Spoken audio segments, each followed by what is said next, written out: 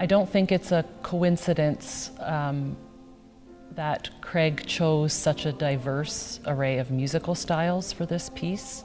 In that way, it's very inclusive, it's very approachable, and it's very welcoming. In that way, hearing a difficult subject matter paired together with so many different styles of music sort of guides us or comforts us as we go through that story. We have something to cling to. You know, there's jazz and blues and country and gospel and opera and music theater, and you know, there's something for everyone in that regard. Any audience member will take pause before attending a work like this, knowing that if they know the story, then it's going to be a decision whether they want to come and immerse themselves in that story. What I would say is that Craig Hella-Johnson does such a tremendous job at ushering us into the story. He sets up the work in such a beautiful way. So in the beginning, we get the setting of Wyoming. We get to know Matthew, and then the most poignant movement, which is movement 3. In that first part is it's called "We Tell Each Other Stories," and it ends with the words like a collective expression of willingness to hear the story. And so we sing, "I am ready, I am open to hear this story about this boy."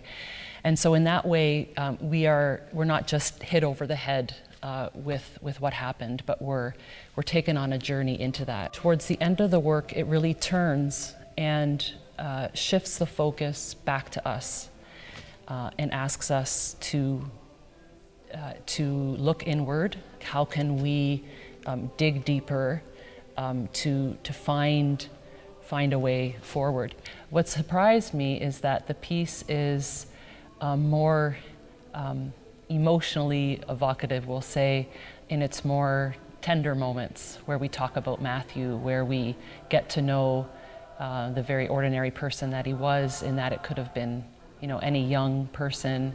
You know, this happened 25 years ago, and despite that, we continue to see acts of hate and discrimination and an incredible amount of division, and this piece addresses all of that.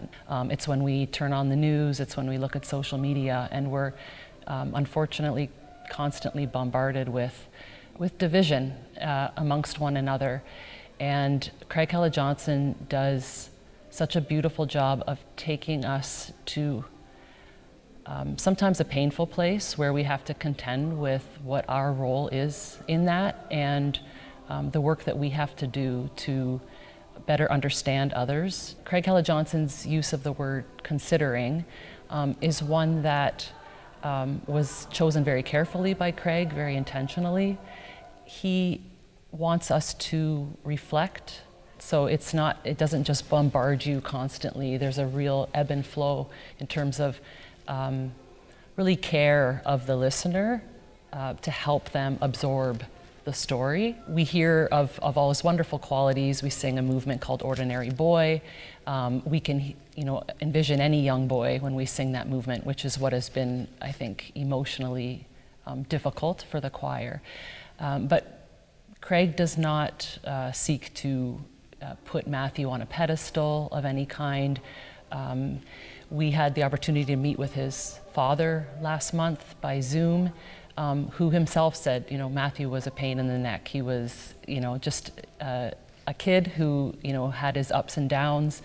And his mother too, there's a statement from her, I think certainly a few years after he died, but, you know, she expressed concern that the idea of Matthew was clouding or overshadowing who Matthew actually was. I think Craig wants us to see that. That doesn't come out overtly in the piece, but certainly we sense that dynamic.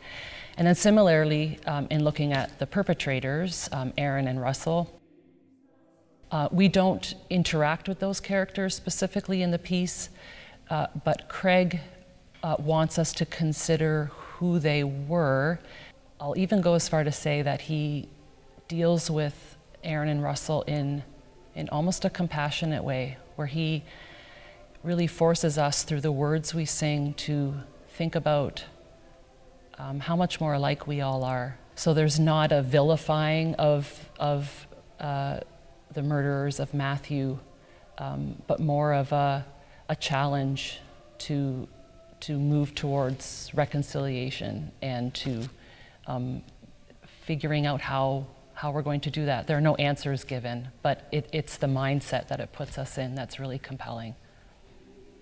As an outro of the piece, we sing "Meet Me Here," and it says, "Meet me here where the old fence ends and the horizon begins." And that's that pivot towards, okay, so what now?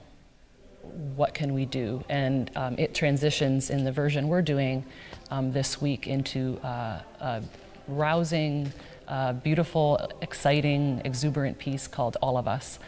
And it's in that piece that we can almost come to a place of celebration, which is quite miraculous given the content of the piece. And that's because Craig did such a thoughtful and beautiful job at pulling together various texts from various sources to really create an arc, an emotional arc for us, where we feel like it's okay to live in this moment. It's always exciting to come to the end of a project and see how it's all come to fruition. I would say, if I use the word exciting, for me, that pertains mostly to the degree to which this has galvanized the community in our choir. Everyone has been so on board, and even though it's had its ups and downs emotionally for every member in the choir, anytime we do a larger work with solos, you typically consider bringing in professional soloists. That's standard. And as we started working on the piece, or just before, I put a call out to the choir and just indicated that if people were interested in solos, I could hear them and just see what we could bring to the table in terms of the solo work.